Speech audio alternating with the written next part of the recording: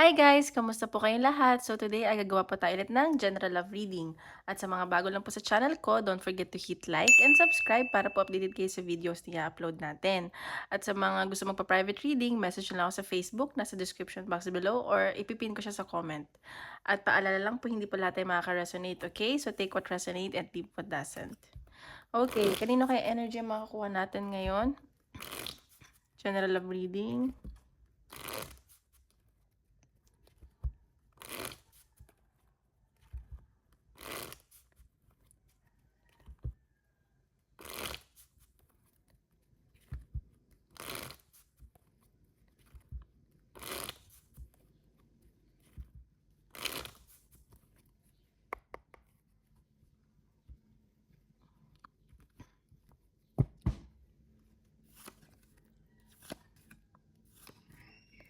Oh, okay. Mhm. Okay, sa nakikita ko dito, sa love reading niyo, may nakikita ako dito na siguro, magkaibigan kayo ng tao na 'to or magkatrabaho kayo, pero nakikita ko may nararamdaman kayo sa isa't isa. At sa nakikita ko may paparating na celebration sa inyong dalawa, alam mo 'yun, and wish fulfillment 'to sa iba. At sa nakikita ko may mga ayusin din kayong papeles, contract, medyo ano lang, may mga delay lang ng onte, ganiyan, blockages, pero magiging okay naman daw. Okey kasi dito yung success card. So ayan, so baka magkaibigan kayo, magka-work kayo at ay, 'di pala kita. Sorry, nakatingin kasi ako dito sa cards, ayan. So ayan, so may baka magka-work kayo at mahal niyo yung isa't isa at isa sa inyo nag-o-overthink, ikaw or siya 'to. Okey, tingnan natin. Sorry guys, nakatingin kasi ako dun sa baba, hindi sa camera.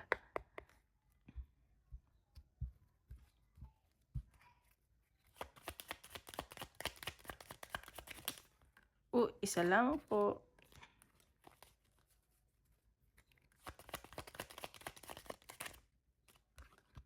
Okay, authenticity. Sa nakikita ko ito nga baka, part siya ng circle ng friends mo at sa nakikita ko kailangan niyo magpakatotoo kayong dalawa or para tawag dito, at isa sa inyo may LGBT, gano'n. Kailangan niyo magpakatotoo daw sa nararamdaman niyo. So, iba sa inyo nagsha-shadow work, ganyan, iba kayo ng perspective at pinapangarap niyo 'to or napapanaginipan niyo 'tong taong 'to. Okay, so tingnan natin, energy ng person mo.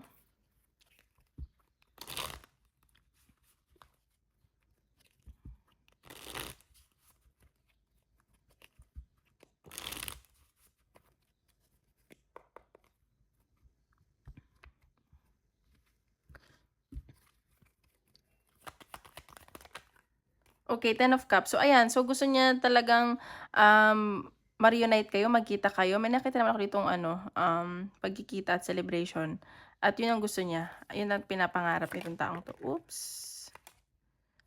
Ayan, the High Priestess. So itong taong 'to, ayan, oh, may mga tinatago talaga siya sa'yo. Like yung nararamdaman niya at sa nakikita ko mas ginagamit niya yung intuition niya ngayon. Alam mo 'yun. Oh, ayan. Sobrang overflowing na nararamdaman nitong taong 'to. Mahal ka nito, may nararamdaman talaga 'to sa'yo. So, baka magkaibigan pa lang kayo or magka-work, ganyan, or iwo-workout niyo 'tong pagkakaibigan niyo. Hindi niyo saan mapupunta, may mga ayusin kayong papeles, ganyan. Ayan, Queen of Wands. So, attracted 'tong taong 'to sa'yo at, passionate na nararamdaman nito sa'yo. Like, pero wala pa siyang ginagawang move ngayon, eh. Nakikita ko naka-steady lang 'yan, eh. Parang may mga iniisip pa siya, eh, alam mo 'yun, the Hierophant. So, sa nakikita ko dito baka magkaiba kayo ng paniniwala, ng religion or gusto niyang, mapunta sa kasalan or involved 'tong taong 'to. So, mag-ingat ka lang, ganyan. The Hierophant kasi. Baka magkaiba kayo ng religion, gano'n. Ayan, the Empress. So, itong taong 'to nakikita ka niya as like, wife material and nakikita ko din dito na parang nasa sa'yo na lahat. Alam mo yung sinasabi niya na hindi niya naramdaman sa ibang tao, gano'n. Tingnan ba natin. The Lovers, mahal ka nitong taong 'to, pinapangarap niya siguro maging kayo, ganyan. So, baka nga maging kayo, okey? So, tignan mo lang kung ano mga gagawin niya action. At sa nakikita niya, parang gusto niya, alam mo yung ikaw na yung the one para sa kanya. 5 of Wands. So, baka may conflict lang, baka yung nararamdaman niya, naguguluhan pa siya, ganun. So, may conflict lang ng onte. Tingnan natin kung ano bang conflict. Or baka feeling niya hindi kayo pwedeng maging kayo. Baka ito nagiging conflict yung, kasi mga baka magkaiba kayo ng religion or paniniwala, baka ito yung nakikita niyang conflict sa inyo. At sa nakikita ko na maraming responsibility itong taong 'to. At sa nakikita ko marami rin siyang ginagawa, marami siyang siguro may mga business 'tong taong 'to, ganyan. Ayan, so Knight of Pentacles, Ten of Pentacles. So pang long term commitment talaga 'tong taong 'to. At sa nakikita ko nilalakas ang loob nito. Parang relax lang siya, gano'n. So tingnan natin energy mo naman.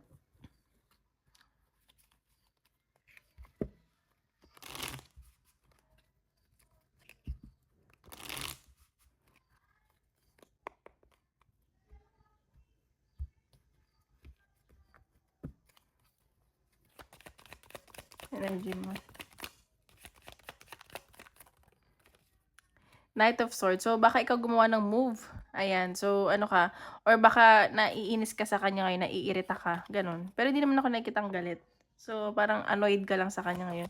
Kasi, hindi naman nyo, baka ikaw, kayo tong energy na dito, Queen of Spades. So, alam mo yun, nabubwisit, ganun. Medyo emotional ka. The Hangman. So, ayan. So, baka ikaw nadadalawang isip dito at parang di ka din sigurado sa mga gagawin mo, ganun. King of Pentacles. So, ikaw, busy ka sa career mo, sa kaperahan mo, yun ang mas focus mo. At hindi mo masyado siyang inisip. Kasi parang nahihirapan ka dito, na-stuck ka siguro sa connection nyo, ganun. So, ikaw, Deadma. Ace of Wands. So, may nakikita akong movement dito. At sa nakikita ko, may, may messages, or may pag-travel, ganyan. Sa side mo, baka ikaw yung pupunta, or siya yung pupunta, ganyan. Baka nag-aantay ka lang. Oops. Okay, the Sun. So, sa nakikita ko, napapasaya ka nitong taong to. Like, you feel fulfilled. Pag kasama mo siya, kausap mo siya, ganun. Kasi the Sun kayo yung pinakamagandang, one of the best cards sa tarot. Two of Wands. So, ayan, may choices ka daw gagawin. Siguro may inaantay ka dito, may pag-travel ka. Ayan, no? Are you going out of the country or out of town? Sa nakikita ko na mag-iisip-isip ka talaga. Ayan, medyo overwhelming yung energy mo ngayon. Three of Cups. So, ayan, may celebration din ako nakikita. Baka magkikita kayo ng mga friends mo. Or baka nga party ng friends mo. Baka mag-celebrate kayo, mag-inuman kayo, ganyan. Ganyan sa sense ko. So, Knight of Pentacles. So, ikaw, seductive ka para sa kanya. So, nakikita ko, kahit nakaupo ka lang, na-attract tong taong to sa'yo. Kasi ikaw more on focus ka sa goal mo, sa career mo. Kasi nakikita ko marami kang pangarap. At parang you're aiming more. Ganon. Three of Wands. So, may pag-travel talaga. Ayan. So, may movement. So, baka ikaw yung magta-travel. Or siya. Ayan. Two of Pentacles. Kailangan mong gumawa ng move. Ayan, the Lovers. So, same din kayo ng energy. Baka gusto nyo din naman talaga isa't isa. May mga nag-overthink lang. At mga indifferences nyo. Tingnan pa natin.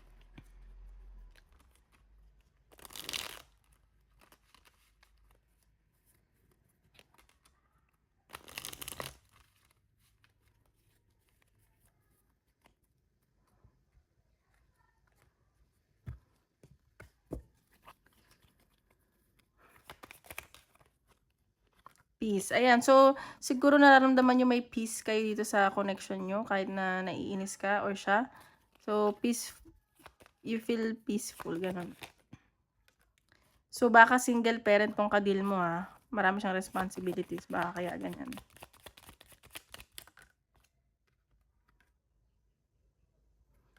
So, ayan. So, ghosted, disappearing. Baka i-ghost ka or na-ghost ka niya. At nag-aalala ka. So, snake, not what it looks like. So, mag-ingat ka lang din. Secret admirer mo tong taong to. Ayan. Parang first time lumabas tong ghosted sa card. Pero kanina reverse siya. So, baka magparamdam or baka i-ghost ka niya. So, mag-ingat lang. Huwag mo ibibigay ang lahat. Ganun. Tingnan pa natin.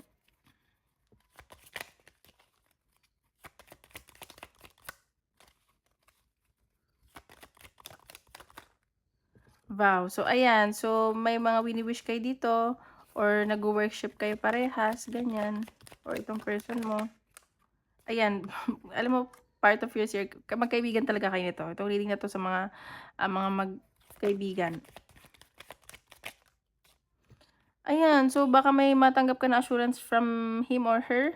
At itong confirmation ng inyong connection stop. Pero parang ikaw di mo siguro kakausapin or you're having a break. So, kumakalma ka muna.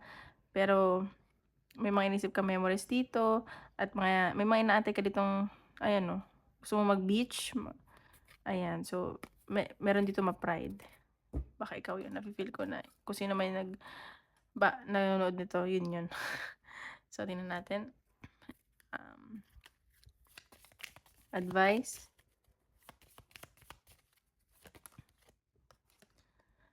Surround yourself with your soul tribe. So, ayan, kaibigan.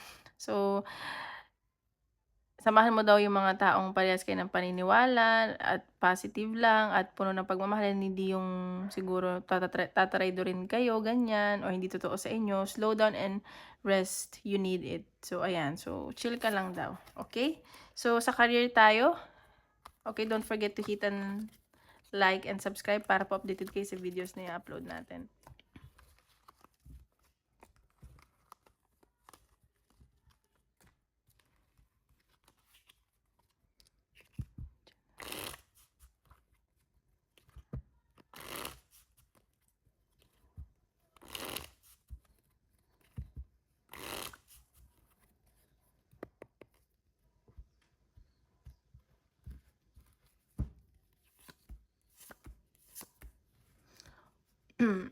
Okay, so nakikita ko dito may mga nagkakasakit at napapagod na sa trabaho. Oops!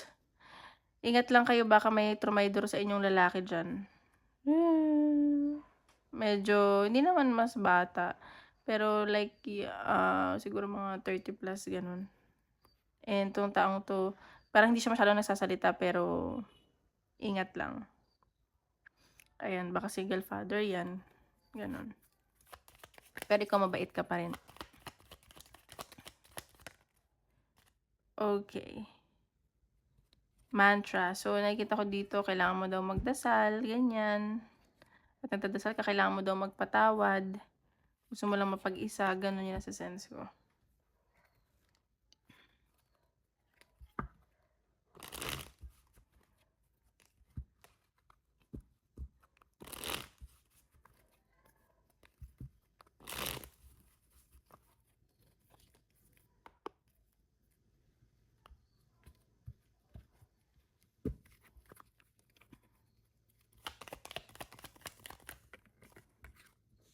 Ayan, so nakikita ko sa career, masaya ka naman dyan. At nakukuha mo din yung mga gusto mo sa career, ganyan. Masaya ka naman, fulfilled. Ayan, pero nakikita ko hindi ka makatulog, nag-overthink ka siguro. Bakit naman? Ayan, you feel stuck dyan sa career mo, parang di mo alam kung ganito lang ba lagi gagawin mo or basta pagod, ganun. Ayan, pero may nakikita ko may minamanifest ka dito. Siguro na maging maayos ang lahat. Ganyan. Nagme-meditate ka. Ayan, so siguro kailangan mag-create ng boundaries dyan sa trabaho nyo. Ayan, so may pinag-aaralan ka. May pinag-aaral ka, may bago ka bang papasukan? May interview ka ba? Or iniisip mong mag-resign? Hindi, lumabas. So, ayan, nakikita ko na marami na-attract sa'yo dyan. Masayahin ka daw. So, nakikita ko, masaya ka naman siguro, pero siguro nag-overthink ka lang. Ganun. Ayan, baka may conflict dyan, may nakakaaway ka, may pabago-bago. Ayan, 10 of Swords. So, medyo 10 of Wands. Nabibigatan ka na, kailangan mo gumawa ng choice. Pero you need to save money. Ganun. So, ayan, nakikita ko. Medyo negative ang energy ngayon sa career. So, ayan lang. I mean, hindi naman siguro isipin mo na yung sarili mo, mag-create ka ng boundaries, huwag ka magpapaabuso sa mga taong nasa paligid mo. Baka kasi napapagod ka na, naloloko ka na nila. So, alam mo yun. Like, always think of yourself. Tingnan natin. Ayan oh. So, dami mo nga ginagawa. Like, ang dami mong obligation, pagod ka na, ganun.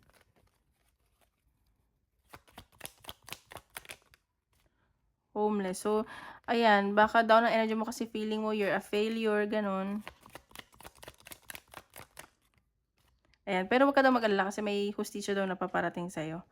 At magiging fair din ang lahat, okay? So, may good news na paparating sa'yo. At matutuwa ka dito. It's actually a surprise. Baka galing sa work, email, text, or someone from your work. Ayan, miracle daw yan. So, ayan. Tingnan pa natin advice from the universe.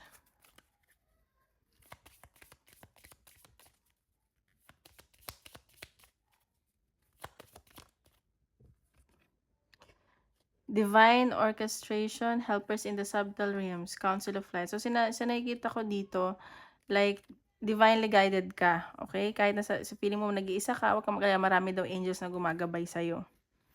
Yun ang nasa sense ko. Maraming nagmamahal sa'yo, ganyan. So, huwag ka na mag-overthink dyan. So, ayan. Isip ka ng question. Tinatin ko ang sagot ng universe.